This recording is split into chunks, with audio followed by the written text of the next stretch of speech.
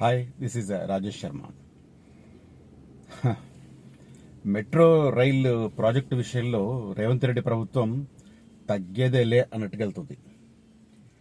చాలా క్లియర్ కట్గా, చాలా క్లియర్ కట్గా ఫండింగ్ విషయంలో కావచ్చు, డిపిఆర్ విషయంలో కావచ్చు, అదే రకంగా వెరీ లేటెస్ట్ డెవలప్మెంట్ ఏంటంటే దీనికి అడ్మినిస్ట్రేటివ్ అప్రూవల్ ఇచ్చారు, పరిపాలనాపరమైన అనుమతులను ఇచ్చారు. నిన్న ఆ మేరకు ప్రిన్సిపల్ సెక్రటరీ దానకిషోర్ క్లియర్గా ప్రకటన రిలీజ్ చేశారు. మీడియాకంతా దానికి డీటెయిల్స్ వెల్లడించారు. అయితే ట్విస్ట్ ఏంటంటే, నేను ఇంతకుముందు మెట్రో మీద చేసిన వీడియోలో కూడా నేను చాలా క్లియర్గా చెప్పా. ఈ ఫోర్త్ సిటీకి ఏదైతే ప్రతిపాదిస్తున్నారో 40 కిలోమీటర్లు శంషాబాద్ ఎయిర్పోర్ట్ నుంచి ఓఆర్ఆర్కు కనెక్ట్ చేసి ఓఆర్ఆర్కు ప్యారలల్గా రావిరియాల ఎగ్జిట్ వరకు తీసుకెళ్లి అక్కడ నుంచి కొంగరకుర్తు, కొంగరకలాన్ మధ్య నుంచి వెళ్లి రాచలూలు అండ్ లేమూరు మధ్య నుంచి వెళ్లి మీర్ఖాన్పేట దగ్గర ఉన్న స్కిల్ యూనివర్సిటీ దగ్గర కనెక్ట్ అవ్వాలి. ఇది ఎట్లా అంటే ప్రతిపాదిత 300 ఫీట్ రేడియల్ రోడ్డుకు ప్యారలల్గా దీన్ని తీసుకెళ్తారు. ఎక్కడి నుంచి? రావిరియాల నుంచి మీర్ఖాన్పేట దాకా. అక్కడి వరకు శంషాబాద్ నుంచి రావిరియాల మట్టుకు మాత్రం ఓఆర్ఆర్కు ప్యారలల్గా వెళుతుంది. కానీ ఈ ప్రాజెక్టు టేకప్ చేయడంలో మెయిన్ హర్డిల్ వచ్చేసి కాంప్రహెన్సివ్ మొబిలిటీ ప్రొజెక్షన్. ఎందుకంటే ప్రస్తుతం ఆ రూట్లో సరే ఔటర్ రింగ్ రోడ్ మీద మూమెంట్ చూపించవచ్చు, కానీ రావిరియాల నుంచి మీర్ఖాన్పేట దాకా మొబిలిటీ ప్రొజెక్షన్ చూపించలేరు. ఎందుకంటే ప్రస్తుతం ఉన్న రోడ్డు చాలా చిన్నది, పైగా పెద్ద మూమెంట్ లేదు, వెహికల్ మూమెంట్. దాని ఆధారంగా కనుక మొబిలిటీ ప్రొజెక్షన్ చూపిస్తే అది కేంద్ర ప్రభుత్వం ఒప్పుకోకపోవచ్చు. సేమ్ టైం ఫండింగ్ చేయాల్సిన సంస్థలు కూడా ఫిజిబిలిటీ లేదు, ఫైనాన్షియల్ ఫిజిబిలిటీ లేదని చెప్పి ఒప్పుకోకపోవచ్చు. కాబట్టి చాలా తెలివిగా ఏం చేశారంటే ఫైనాన్షియల్ ఫీజిబిలిటీ ఉన్న 5 కారిడార్లను ప్లాన్ ఏలో పెట్టి, ఫైనాన్షియల్ ఫీజిబిలిటీ ఇప్పుడే సాధ్యం కాదు కాబట్టి దాన్ని ఈ ఫ్యూచర్ సిటీకి వేసే మెట్రో రైలును ప్లాన్ బి కింద పెట్టారు. చాలా వైజ్ డెసిషన్ అది. ఎందుకంటే దాని ఎఫెక్ట్ ఈ 5 కారిడార్లకు పడకూడదు. Wise decision. Last week cabinet ఆమోదించేసింది.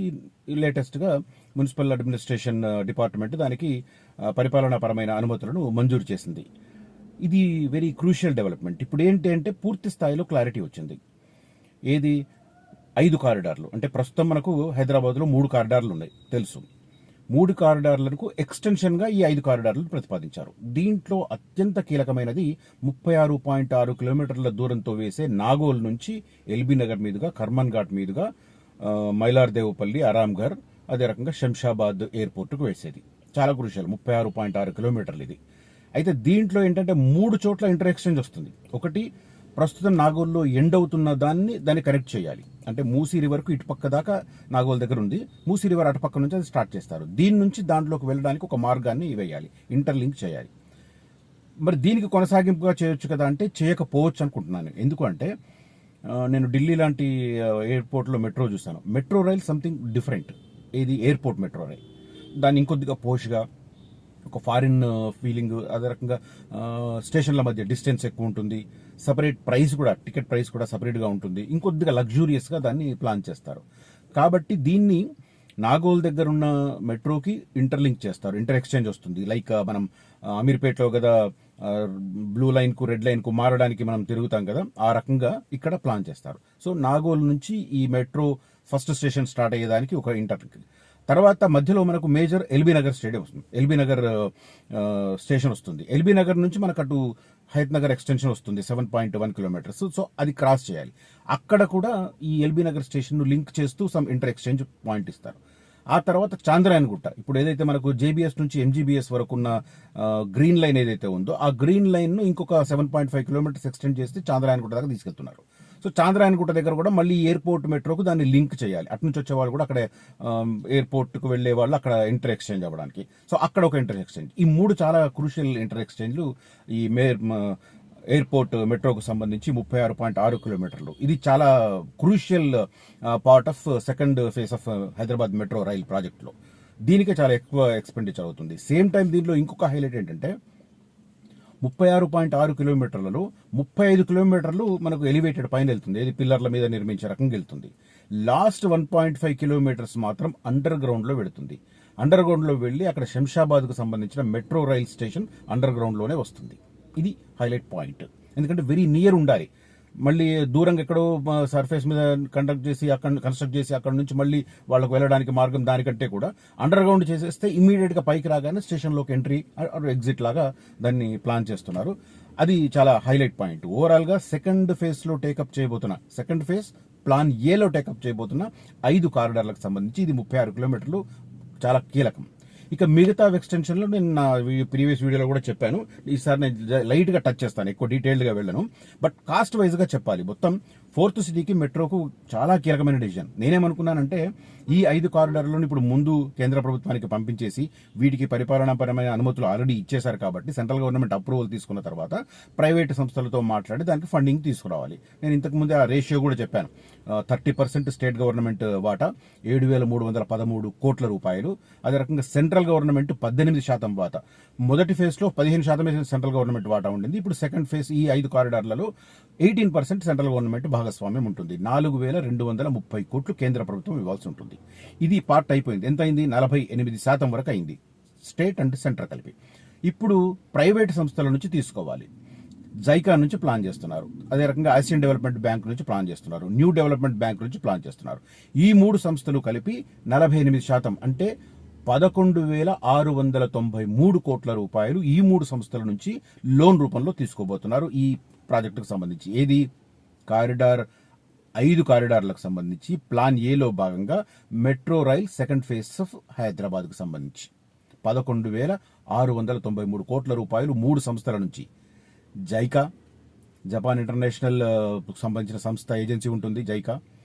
ఆ తర్వాత ఆసియన్ డెవలప్మెంట్ బ్యాంక్, అదే రకంగా న్యూ డెవలప్మెంట్ బ్యాంక్. ఈ 3 బ్యాంకుల నుంచి కలిపి 3 ఆర్థిక సంస్థల నుంచి కలిపి 48% తీసుకుంటున్నారు. ఇంకా ఒక 1,033 కోట్ల రూపాయలు పీపీపీ పద్ధతిలో తీసుకుంటారు. పీపీపీ పద్ధతి అంటే ఇక్కడ నేను క్లియర్గా ఎక్స్ప్లెయిన్ చేస్తాను. ఇప్పుడు మనకు పంజాగుట్టలో మెట్రో స్టేషన్ ఉంది. మెట్రో స్టేషన్ ఆనుకునే న్యూ గలేరియా మాల్ ఉంది. అది పీపీ పద్ధతిలో ఇచ్చారనమాట. ఎల్ఎండి సంస్థ కన్స్ట్రక్ట్ చేసిన దాన్ని వాళ్ళు ఫండింగ్ చేస్తారు. దాంట్లో ఉన్న రెవెన్యూకి సంబంధించిన షేరింగ్ ప్రాతిపదికన. అదే రకంగా ముసరాంబాద్లో ఒకటి ఉంది. అదే రకంగా అక్కడ హైటెక్ సిటీ మెట్రో స్టేషన్ దగ్గర ఒకటి ఉంది. ఇలాంటి ప్లాన్ చేస్తూ అదొక 1,033 కోట్ల రూపాయలు మొబిలైజ్ చేసుకుంటున్నారు. ఓవరాల్గా 24,269 కోట్ల రూపాయలు, 24,269 కోట్ల రూపాయలతోని ఈ 5 కారిడార్లను కన్స్ట్రక్ట్ చేయాలని ప్లాన్ చేస్తున్నారు. దానికి అడ్మినిస్ట్రేషన్ రిలేటెడ్ పర్మిషన్స్ నిన్న శాంక్షన్ అయ్యాయి. సో ఇది ఓవరాల్గా చెప్పాలంటే. సో ఇక దీంట్లో ప్లాన్ బిని పెండింగ్ పెట్టడంలో రీజన్ అనేది నేను చెప్తున్నాను. నేను ఇంతకుముందు కూడా కొంతమందిని ఎయిర్పోర్ట్ దగ్గరలో ఒక ప్లాట్ ఉంటే తీసుకెళ్లాను. They are not believing. అక్కడ నుంచి మెట్రో రైలు వెళ్తుందంటే వాళ్ళకి అర్థం కాలేదు. సరే, నేను ప్రతి వీడియోలో చెప్పినట్టే రియల్ ఎస్టేట్ అనేది all about visionary thinking. Visionary thinking లేని వాళ్ళు they fail at taking proper decision. A place right place, A place right wrong place అనేది ఆ విజనరీ థింకింగ్ లేని వాళ్ళకి అది సాధ్యం కాదు. ఎంత చెప్పినా కూడా వాళ్ళ దిమాగ్ ఎక్కదు, నో డౌట్. అది సరే ఏమన్నా అనుకునేది. సో నేను అబ్జర్వ్ చేసిన థింగ్స్ చెప్తున్నాను. శంషాబాద్ దగ్గర అండర్ గ్రౌండ్ లో ఉంటుంది. అక్కడ నుంచి స్టేషన్ ఓఆర్ఆర్ కలెక్ట్ చేసి ఓఆర్ఆర్ నుంచి తుక్కుగూడ నుంచి డైరెక్ట్ రావిరియాల దగ్గర తీసుకెళ్లి రావిరియాల దగ్గర నుంచి రైట్ డైరెక్షన్ సౌత్ డైరెక్షన్ లో వెళితే మీర్ఖాన్పేట దాకా వెళ్తుంది. అది 40 కిలోమీటర్స్. దానికి ఏం చేశారంటే పర్ కిలోమీటర్ 2 crores చొప్పున 20 crores చొప్పున క్యాలిక్యులేట్ చేసి దాన్ని కాంప్రహెన్సివ్గా చెప్తున్నారంటే జస్ట్ 8,000 కోట్ల రూపాయలు అని చెప్పి ఒక రౌండ్ ఫిగర్గా చెప్తున్నారు. సారీ, పర్ కిలోమీటర్ 200 కోట్లు. సో అట్లా ప్లాన్ చేసి 8,000 కోట్ల రూపాయలని ప్రాథమికంగా అంచనా వేస్తారు. కాకపోతే గ్రౌండ్ లెవెల్లో దిగిన తర్వాత సర్వే పూర్తయిన తర్వాత అది 8,000 అవుతుందా, 10,000 దాకా వెళ్తుందా, 9,000 దగ్గర ఆగుతుందా, కొద్దిగా తగ్గుతుందా అనేది క్లారిటీ వస్తుంది. బట్ దాన్ని మాత్రం ప్లాన్ బి కింద పెట్టి లైట్గా హోల్డ్ చేశారు. బట్ గవర్నమెంట్ ఫర్మ్గా చెప్తుంది ఏంటి, మేము కంటిన్యూ చేస్తున్నాం దీన్ని. ఇది ఓవరాల్గా దీనికి సంబంధించి లేటెస్ట్గా విడుదలైన మ్యాప్, దానికి సంబంధించిన డీటెయిల్స్ మేబీ ఇవాళ పేపర్లో చూసిన వారందరికీ దీనికి సంబంధించిన క్లారిటీ ఉంటుంది. సో నేను విత్ ఆధారంగా చెప్తున్నాను. 4th సిటీకి మెట్రో అనేది టైటిల్. 4th సిటీకి మెట్రో సాధ్యం కాదు అంటే ఇమీడియట్గా కాకపోవచ్చు, but radial road once final అయితే అప్పుడు దాన్ని ప్రొజెక్షన్ చూపించి అప్పుడు దాని మీద ఫండింగ్ తెచ్చుకునే అవకాశాలు అయితే కనిపిస్తున్నాయి. సో ఓవరాల్గా ఇది గవర్నమెంట్, స్టేట్ గవర్నమెంట్ 7,313 కోట్ల రూపాయలు మెట్రోకు 30% ఖర్చు చేయబోతోంది.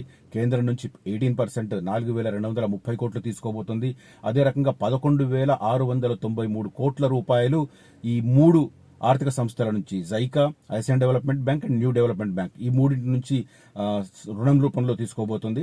అదే రకంగా ఇంకొక 4% అంటే 1033 crores రూపీస్ ఈ పీపీపీ విధానంలో సేకరించబోతుంది. సో ఓవరాల్గా ఇది 4 ఏళ్లలో దీన్ని పూర్తి చేసే లక్ష్యంలో చాలా ఫాస్ట్ డెసిషన్స్ అవుతున్నాయి. ఇప్పుడు లాస్ట్ వీక్ కేబినెట్ అప్రూవల్ చేసింది డిపిఆర్ని. ఇప్పుడు వెంటనే నిన్న దీనికి సంబంధించిన అడ్మినిస్ట్రేషన్ పర్మిషన్స్ శాంక్షన్ అయ్యాయి. సో ఇప్పుడు కేంద్ర ప్రభుత్వానికి వెళ్ళాలి. కేంద్ర ప్రభుత్వం కూడా గతంలో లాగా నాంచే కేంద్ర ప్రభుత్వం కాదు, ఫాస్ట్ డెసిషన్ తీసుకుంటుంది. పర్టికులర్గా రోడ్డు రవాణా, రైలు రవాణాకు సంబంధించి మాత్రం చాలా ఫాస్ట్ డెసిషన్స్ అవుతున్నాయి. ఎవరు ఏమనుకున్నా, అంగీకరించకపోయినా అది దానికి సంబంధించిన సాక్ష్యాలు మనకు క్లియర్ కట్గా కనిపిస్తున్నాయి. రాష్ట్రాలలో ఏ ప్రభుత్వం అందుబాటులో ఉంది, ఏ పార్టీ ప్రభుత్వం ఉందని చూడకుండా కూడా కొన్ని ఇస్తున్నారు. దానికి ఉదాహరణ దాదాపు 20 సంవత్సరాల నుంచి పెండింగ్ ఉన్న అల్వాల్ మేడ్చల్కు సంబంధించి ఆ రూట్లో ఫ్లైఓవర్లు వేయాలంటే అక్కడ రక్షణ భూములు తీసుకోవాలి. రక్షణ భూములకు సంబంధించి గత ప్రభుత్వం కేంద్ర ప్రభుత్వాన్ని అడగలేక పొలిటికల్గా ఇవాళ మధ్య ఇబ్బందులు ఉన్నాయి కారణంగా పెండింగ్ పెడితే బేస్జాలకు పోయి ఈ సీఎం డైరెక్ట్ కాంగ్రెస్ అయినా కూడా బీజేపీ నేతలు కలవడం, ఫస్ట్ మీటింగ్లోనే రాజ్నాథ్ సింగ్ రక్షణ శాఖ మంత్రి గ్రీన్ సిగ్నల్ ఇచ్చారు. ఆల్రెడీ ల్యాండ్ కూడా హ్యాండెడ్ ఓవర్. ఇంకా స్టేట్ గవర్నమెంట్ ఇక్కడ ల్యాండ్ సేకరించక ముందే రక్షణ శాఖకు సంబంధించిన భూములు హ్యాండ్ ఓవర్ చేసేసారు వాటికి కట్ చేయడం. సో ఇట్లా రోడ్డు కనెక్టివిటీ, అదే రకంగా రైల్ కనెక్టివిటీకి సంబంధించి కేంద్రం చాలా ఫాస్ట్ డెసిషన్ తీసుకుంటుంది. నేను అనుకుంటాను ఈ మెట్రో సెకండ్ ఫేజ్ ప్లాన్ ఏలో ఉన్న 5 కారిడార్లకు సంబంధించి 76.4 కిలోమీటర్ల నిడివికి సంబంధించి కూడా నేను అనుకుంటాను 15 రోజుల్లో కేంద్రం శాంక్షన్ చేసేస్తుంది. అంత ఫాస్ట్ డెసిషన్స్ ఉన్నాయి. సో ఆ తర్వాత మిగతా వరకు చూడాలి 4 ఏళ్లలో పూర్తవుతాయా, కొన్ని చోట్ల పూర్తి కాకపోవచ్చు. ఫర్ ఎగ్జాంపుల్ జేబీఎస్ నుంచి ఎంజీఏబీఎస్ వరకు ఉన్న దాంట్లో మనకు చాలా ఇబ్బందులు చూసాం. అదే లాస్ట్కి మనకు ఓపెన్ అయింది. ఇప్పుడు ఎంజీబీఎస్ నుంచి చంద్రాయనగుట్ట 7.5 కిలోమీటర్లు తీసుకెళ్లాలంటే మధ్యలో దాదాపు 100కు పైగా సెంటిమెంట్ రిలేటెడ్ కన్స్ట్రక్షన్స్ ఉన్నాయి, నిర్మాణాలు ఉన్నాయి. మరి వాటి విషయంలో ఎలాంటి పురోగతి ఉంటుంది సేకరణ టైంలో అనేది కొద్దిగా చూడాలి. సెన్సిటివ్ ఇష్యూ కాబట్టి అది నాకు తెలిసి అది డిలే అవుతుండొచ్చు. బట్ మిగతా ఏరియాలు మాత్రం చాలా క్యాజువల్గా అవుతాయి. ఉదాహరణకు మియాపూర్ నుంచి పటాన్చెరు ఆల్రెడీ రోడ్ 200 ఫీట్ల పైగా ఉంది కాబట్టి పిల్లర్స్ వేయడానికి వాటికి ఇబ్బంది లేదు, అది చాలా ఫాస్ట్గా అవుతుంది. సేమ్ హయత్ నగర్ రోడ్ కూడా అంతే. ఎల్బీ నగర్ నుంచి హయత్ నగర్ కూడా రోడ్ చాలా పెద్దగా ఉంది, పిల్లర్స్ వేయడం కష్టం కాదు. 7.1 కిలోమీటర్స్ కాబట్టి అది కూడా ఫాస్ట్గా అవుతుంది. ఓకే, తర్వాత అటు రాయదుర్గం నుంచి కోకాపేట వరకు వెళ్ళేది మాత్రం కొద్దిగా జటిలంగా ఉండొచ్చు. ఎందుకంటే ఆ ఏరియాలో ఫ్లైఓవర్లు అవన్నీ చాలా ఉన్నాయి కాబట్టి వాటన్నిటి దాటుకుంటూ వెళ్ళాలి. ఎలా చేస్తారనేది అది కొద్దిగా కన్స్ట్రక్షన్ డిలే అయ్యే ఛాన్స్ ఉంది. ల్యాండ్ ఇష్యూ ప్రాబ్లం కాదు, అక్కడ కన్స్ట్రక్షన్ డిలే అయ్యే అవకాశం ఉంది. ఇక ఈ ఎయిర్పోర్ట్ మెట్రో కూడా road already inner ring road చాలా వైడ్గా ఉంటుంది. ఏమన్నా ఇబ్బందులు వస్తే చాంద్రాయనగుట్ట ఏరియాలో కొద్దిగా ఇబ్బందులు రావచ్చు, కానీ మిగతా ఏరియా అంతా చాలా వైడ్గా ఉంటుంది కాబట్టి ఫాస్ట్ డెసిషన్సే ఉండొచ్చు. సో ఇది ఓవరాల్గా హైదరాబాద్ మెట్రోకు సంబంధించి ఇప్పుడు లేటెస్ట్ అప్డేట్. అయితే నేను సర్ప్రైజ్ అయింది ఏంటంటే ప్లాన్ ఏ కింద ఉన్న 5 కారిడార్లను ముందు కేంద్రంతో అప్రూవల్ తెచ్చేసుకొని దాన్ని కన్స్ట్రక్షన్కు సంబంధించిన ప్రాసెస్ పూర్తి చేసి టెండర్లు పూర్తి చేసి వర్క్ స్టార్ట్ చేసుకున్న తర్వాత ప్లాన్ బిలో భాగంగా ఉన్న ఈ ఫ్యూచర్ సిటీ మెట్రోను స్టార్ట్ చేస్తారేమో అని అనుకున్నాను. కానీ గవర్నమెంట్ మాత్రం కీన్గానే ఉంది. అది ఈ 5 కారిడార్లకు సంబంధించి కేంద్రానికి పంపించిన తర్వాత ప్యారలల్ గా ఆ సర్వే పూర్తి చేస్తామని చెప్పి గవర్నమెంట్ ప్రకటించింది. సో అది కూడా నాకు తెలిసి ఒక 2-3 monthsలో సర్వే పూర్తి చేసి పర్ఫెక్ట్ ఫిగర్తో వస్తారని నేను అనుకుంటున్నాను. ఒక హర్డిల్ ఏమొస్తుందంటే మిగతా అన్ని ఎస్టిమేషన్ చేస్తారు, సర్వే చేస్తారు, అలైన్మెంట్ ఫిక్స్ చేస్తారు, ల్యాండ్ సేకరణకు సంబంధించిన నోటిఫికేషన్ జారీ చేస్తారు, ఇవన్నీ జరుగుతాయి. కానీ ప్రాబ్లం ఎక్కడ వస్తుందంటే ఫైనాన్షియల్ సంస్థలు, అదే రకంగా కేంద్రం. ఫైనాన్షియల్ సంస్థలు 48%, కేంద్రం 18%, కలిపితే ఎంత 58 + 8 66%, దాదాపు 66% కేంద్రం అండ్ ఫైనాన్షియల్ సంస్థలు ఇవ్వాల్సి ఉంటుంది. అదే రకంగా 1% 4% ఇవి, అంటే 70% డిపెండెన్సీ కాంప్రహెన్సివ్ మొబిలిటీ ప్రాజెక్షన్ మీద ఉంటుంది. పీపీపీ విధానంలో వచ్చే 4%, అదే రకంగా ఫైనాన్షియల్ సంస్థలు ఇచ్చే 48%, అదే రకంగా కేంద్ర ప్రభుత్వం ఇచ్చే 18%. ఈ 3 కలిపితే కూడా 70% డిపెండెన్సీ ఆన్ ఈ 3 సంస్థల మీద ఉంది. కాబట్టి ఈ కాంప్రహెన్సివ్ మొబిలిటీ ప్రొజెక్షన్ లేకుండా ఈ ఫ్యూచర్ సిటీకి సంబంధించిన మెట్రో రైల్ ఫైనల్ అప్రూవల్ రాదు. That may takes time. But government మాత్రం తగ్గేదే లేదన్నట్టుగా ముందుకెళ్తుంది. చూద్దాం, let us see the best. ఇప్పుడు నాకంటే అనుమానం నాకు ఉండొచ్చు, కానీ మంచి జరగాలని అయితే కోరుకుంటాను కదా. ఫ్యూచర్ సిటీకి మెట్రో రావాలని కోరుకుంటాను నేను. బికాజ్ నేను చాలా ఎక్స్టెన్సివ్గా తిరుగుతున్నాను ఫ్యూచర్ సిటీలో. నన్ను నమ్మి కూడా చాలా మంది ఇన్వెస్ట్ చేస్తున్నారు. గవర్నమెంట్ కూడా మన నమ్మకాన్ని వమ్ము చేయకుండా ముందుకు తీసుకెళ్లే రకంగా ఎవ్రీడే ఒక అనౌన్స్మెంట్ చేస్తుంది. ఎన్నెన్ని వస్తున్నాయో. స్కిల్ యూనివర్సిటీకి ఫౌండేషన్ వేశారు. 10 నెలల్లో పూర్తి చేయడానికి 400 కోట్ల రూపాయలు సమీకరించుకున్నారు. గౌతమ్ అదాని 100 కోట్లు ఇచ్చాడు. మెగా కృష్ణారెడ్డి 200 కోట్లు ఇచ్చాడు. స్టేట్ గవర్నమెంట్ 100 కోట్లు ఇచ్చింది. 400 కోట్లు ఇన్ హ్యాండ్ ఉంది. కాబట్టి 10 నెలల్లో స్కిల్ యూనివర్సిటీ కంప్లీట్ అవుతుంది. సో 3 సంస్థలు రెడీ అవుతాయి. పవర్ గ్రిడ్ రెడీగా ఉంది, అమెజాన్ డాటా సెంటర్ రెడీగా ఉంది, అదే రకంగా స్కిల్ యూనివర్సిటీ. ఇవి కాకుండా సరౌండింగ్ లో 4th సిటీలో స్పోర్ట్స్ స్టేడియంకి రంగం సిద్ధమవుతుంది, ఫ్యాషన్ టెక్నాలజీ యూనివర్సిటీకి రంగం సిద్ధమవుతుంది, అదే రకంగా ఆర్టిఫిషియల్ ఇంటెలిజెన్స్ ఏరియా అవుతుంది. దాంట్లో భాగంగా WTC వరల్డ్ ట్రేడ్ సెంటర్ కి సంబంధించిన ఐకానిక్ బిల్డింగ్స్ వస్తున్నాయి. గోల్ఫ్ కోర్సు షిఫ్ట్ చేస్తున్నారు, తర్వాత రేస్ కోర్సు షిఫ్ట్ చేస్తున్నారు, జూ పార్క్ ప్లాన్ చేస్తున్నారు, ఎంటర్టైన్మెంట్ ప్లాన్ చేస్తున్నారు. సో ఇవన్నీ చేస్తున్నారు కాబట్టి ఒక ప్యారలల్ సిటీ అవ్వడానికి ఆల్మోస్ట్ అన్ని హంగులు అవుతున్నాయి. కొంతమందికి ఇంకా అనుమానం ఉంది, మళ్ళీ గవర్నమెంట్ మారితే ఇంకేమన్నా అవుతుందని. అభివృద్ధి ఆగదు. ఇన్వెస్టర్లను దెబ్బతీసే రకంగా ఏ గవర్నమెంట్ నిర్ణయం తీసుకోదు. చిన్న దెబ్బ ఉదాహరణ చెప్తాను. అమర్రాజా బ్యాటరీస్ విషయంలోనే రేవంత్ రెడ్డి ముఖ్యమంత్రి కాగానే ఇక్కడ జడ్చర్ల సెస్ దగ్గర అమర్రాజా బ్యాటరీస్ కి గత ప్రభుత్వం ల్యాండ్ ఇచ్చింది. దాన్ని వెనక్కి తీసుకోబోతున్నట్టుగా కొంత ఊహాగానాలు వచ్చాయి. వెంటనే రేవంత్ రెడ్డి గారు రంగంలో దిగి అలాంటిది ఏమీ లేదు, అమర్రాజా బ్యాటరీస్ కంటిన్యూ అవుతుందని చెప్పారు. సో ఇన్వెస్టర్ల సెంటిమెంట్ 1% దెబ్బతిన్నా అది రాష్ట్ర ప్రగతి మీద ఎఫెక్ట్ చూపిస్తుంది. ఇన్వెస్టర్లు ఎందుకు రావాలి అంటే రాష్ట్రానికి సంబంధించిన తలసరి ఆదాయం పెరగాలి. ఇప్పుడు ఇన్వెస్టర్లు వస్తారు, వాళ్ళ కంపెనీలు పెడతారు, ఎంప్లాయ్మెంట్ వస్తుంది, డైరెక్ట్ ఎంప్లాయ్మెంట్, ఇండైరెక్ట్ ఎంప్లాయ్మెంట్, ఒక తలసరి ఆదాయానికి దానికి ఒక దారి తీస్తుంది, పెంపుదలకు దారి తీస్తుంది. Already with having Hyderabad, Telangana is మంచి ప్లేస్లో ఉంది. సో అట్లా గవర్నమెంట్ మారితే మారుతుంది అన్నది ఏముండదు. కాకపోతే కొన్ని విధానాలు మారొచ్చు, ప్రియారిటీస్ మారొచ్చు. లైక్ ప్రీవియస్ గవర్నమెంట్ 14,000 ఎకరాలను ఫార్మా కంపెనీలకు ఇద్దాం అనుకుంది. ఈ గవర్నమెంట్ ఒక ఫార్మా కంపెనీలకు ఇవ్వడం కరెక్ట్ కాదు అని 8 సెక్టర్లకు ఇస్తుంది, విచ్ ఈస్ గుడ్. ఒక ఫార్మా కంపెనీలు ఇవ్వడం కరెక్ట్ కానే కాదు. పైగా గ్రీన్ ఫార్మాసిటీ అని అప్పట్లోనే పేరు పెట్టారు. మరి 14,000 ఎకరాలు ఫార్మా కంపెనీలకు ఇస్తే అన్ని నాన్ పొల్యూటెడ్ ఉంటాయా?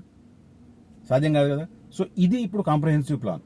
8 సెక్టర్లు, కీలకమైన సెక్టర్లకు అక్కడ భూములు ఇవ్వడం ద్వారా ఒక ప్యారలల్ సిటీ చేయడానికి అన్ని హంగులను ఏర్పాటు చేస్తున్నారు. రోడ్డు, రవాణా, మెట్రో, ఎవ్రీథింగ్ ప్లాన్ చేస్తున్నారు. So this one going good in my opinion. That is what I want to share in this video. ఈ వీడియో చూసిన ప్రతి ఒక్కరికి ధన్యవాదాలు. Thank you for watching this video. Signing off Rajesh Sharma.